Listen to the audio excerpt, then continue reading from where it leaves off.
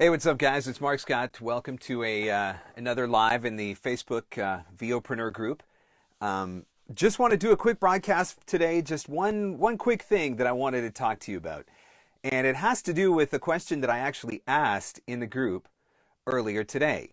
One of the things that I have told you, if you've paid attention to some of the other Facebook lives that I have done, is that when I ask the questions that I ask in the group, often it is intentional. I ask questions that are designed to get you thinking in a certain way or to get you thinking about certain things. Yeah, I love the conversation. I love the dialogue. I love to see what you guys have to say. But often I don't want to say ulterior motive, because ulterior motive sounds really bad. But there's always something going on in the back of my brain with many of these questions that I ask on the group. So the question that I asked earlier today, in case you missed it, was you've been given a $5,000 loan to make an investment in your voiceover business. What are you going to do with it? And when it really comes down to it, $5,000, it's not a lot of money.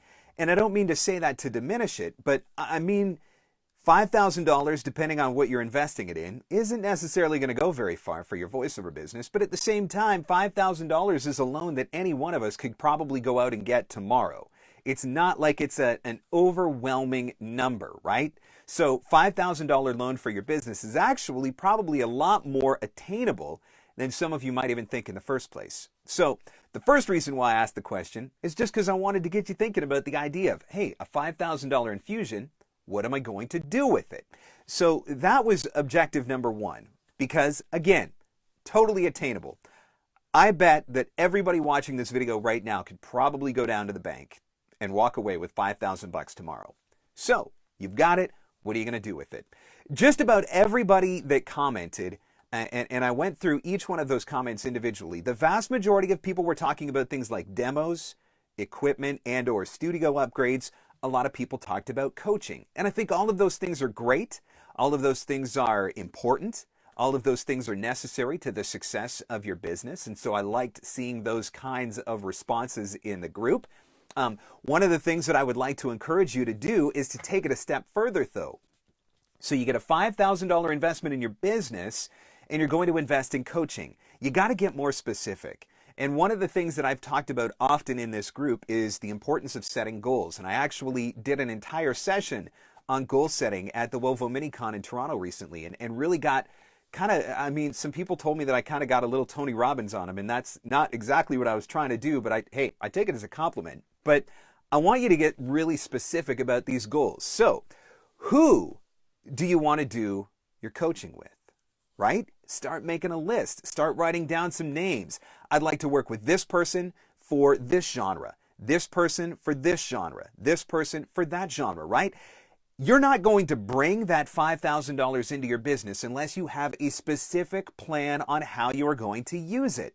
So, and trust me, I believe that if you have a specific plan, I believe you can bring that $5,000 in. In one way or another, that money can come to you. And I'm not just talking about sitting down. This isn't the law of attraction. You don't just think about a red Ferrari and a red Ferrari comes. I don't believe that. But what I do believe is that if you get really specific and intentional about the things that you want, and you take the steps that can help you get there, you're going to create a way for yourself. So, back to what we're talking about, get really specific.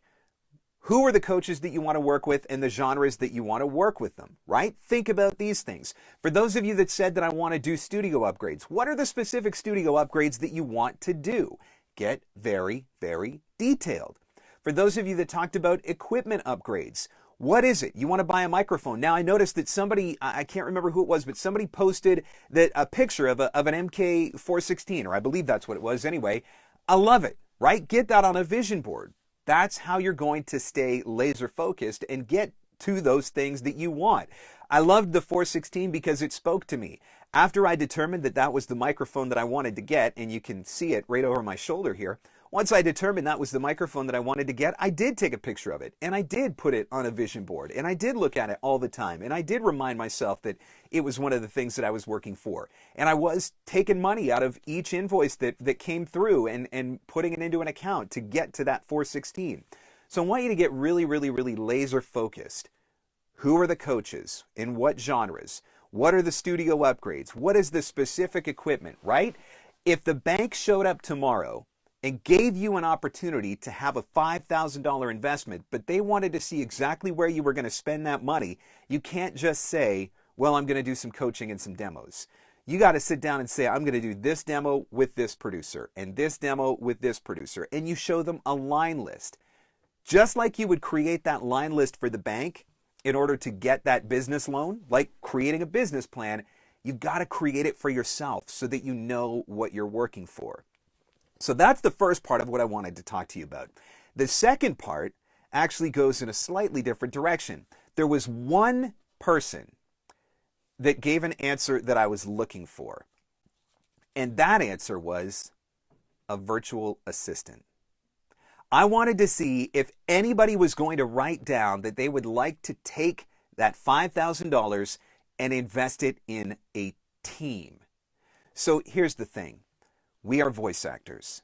That is what we do best. That is what we were put here to do. Everything else that goes on in our business, while it's important, isn't necessarily the best use of our time. I can design my website, and I do. I can do my marketing, and I do. I can do my social media, and I do. But if I could hire somebody that could do my website, and hire somebody that could do my social media, and hire somebody that could do some of my marketing, and those people were constantly working on my business for me, that gives me more time to get in the studio and do the work. But nobody, well, short of one person, Dave, thank you, Dave, for saying it, by the way, nobody was thinking about outsourcing. Nobody was thinking about hiring a staff. And so I titled this broadcast that I want to get you thinking about 10xing your business. Now, Ron Minitree left a comment on the original post that we're talking about.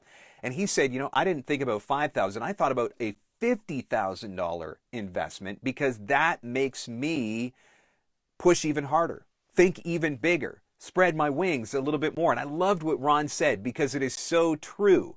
And I think that was a really cool thing to say. And that's 10xing, right? That's taking something to the next level. I know that if I can find a virtual assistant who can do some of my marketing for me, and now I'm doing marketing when I have time, but they're doing marketing for me all the time, I am going to be booking a lot more voiceover work. I'm going to be in the studio doing what I do best and leaving some of that other stuff to somebody else who's doing what they do best. So you have to get yourself into that mindset. And as a solopreneur, it's really hard sometimes for us to think that way because we just expect to be in control of everything. What would your income level have to be at in order to be able to have a virtual assistant? Now, I've hired out all kinds of different projects in the past. I have hired people to do social media work for me. I've hired people to do lead generation work for me. I've worked with freelancers in the past to do different things. And one of the things, though, that I've been thinking about a lot lately is, let's just say that it cost me $2,000 a month to hire a virtual assistant. But that created $5,000 a month in voiceover work that might not have otherwise existed. That's a $3,000 a month profit for me. That's an extra $3,000 a month in my pocket that wasn't there before. The virtual assistant is paid for and I've got $3,000 on top of that, right? So when you start thinking about things from that perspective, when you start coming at it from that angle, all of a sudden you start to think a little bit differently about, well, what might I use a $5,000 investment for? Because I could tell you right now that if I had a $5,000 infusion into my business, it would be used for a virtual assistant all day long. I would have a posting up already looking for somebody that I can hire to do my marketing for me. One of the things that we all agree on is that as creatives and voice actors, the marketing side of things is generally not very much fun for us. And so that's why we tend to procrastinate on it. That's why we tend to just avoid it altogether. That's why we tend to think that we're not good at it. And so if I could find somebody that could do that for me, I would have it all day long. So the purpose of that question, what would you do with an extra 5,000? Was not only to get you thinking more specifically about your goals and thinking about, what would you do with 5,000, but I want you to think beyond. Think in a different direction. Think about things that you might have not have thought of before. And clearly the vast majority of the people who responded had never thought about hiring a team member. Again, don't get me wrong. Demos, coaching, all of those types of things, studio upgrades, they're all important. They're all aspects of your business that are going to help you get better, deliver a better quality service, make you a better talent. But at the same time, don't limit yourself to being a solopreneur. Don't think that you can only afford to have yourself working for yourself. And that's a box that I was trapped inside of for a really, really long time. I'll be honest with you. And I've been doing a little bit of reading and some different entrepreneur books and specifically kind of trying to educate myself in the way of creating a team. And rather than just having freelancers that I hire on one-off jobs, which is what I've been doing up to this point, looking at the possibility of, could I have a virtual assistant that was consistently working 10 or 15 or maybe 20 hours a week for me? And if I could, how much would it cost? But what would the potential increase be in my income? And not only that, but what would the increase be in my available time? Time is the one commodity that we all have the same amount of. We all get the same 24 hours a day, and how we use those 24 hours a day are vital to our success. And so if I could find a virtual assistant that was doing some of these things for me, that was generating income while simultaneously giving back my time, what is that worth to me? Well, that could be worth a lot. And so that was what the question was all about. And maybe some of you noticed in the group the other day that I asked if anybody had had any experience with virtual assistants. It's because it's a direction that I'm thinking about moving on a little bit more of a committed basis, as opposed to just hiring one-off freelancers every now and then when the need arises. And maybe you're not quite there yet, right? Maybe you're not quite ready to hire somebody on a full-time, part-time basis, whatever the case may be. But have you ever thought about using a freelancer? For those of you that say, I can't keep up with my social media, well, what if you could pay somebody a couple of $100 and they could write a whole bunch of tweets for you that you could then schedule, and then those could go into a system and you could use those along with tweeting on your own on a day-to-day basis, but taking the brunt of the workload off of you. Or for those of you that say, I don't have time to do lead generation because I've got a part-time job or a full-time job, or I've got kids at home, or whatever the case may be. Well, what if you could spend a couple of $100 and have somebody go out and find 100 leads for you? And now you don't have to do the digging. All you have to do is start sending out some emails. Have you ever thought about doing that before?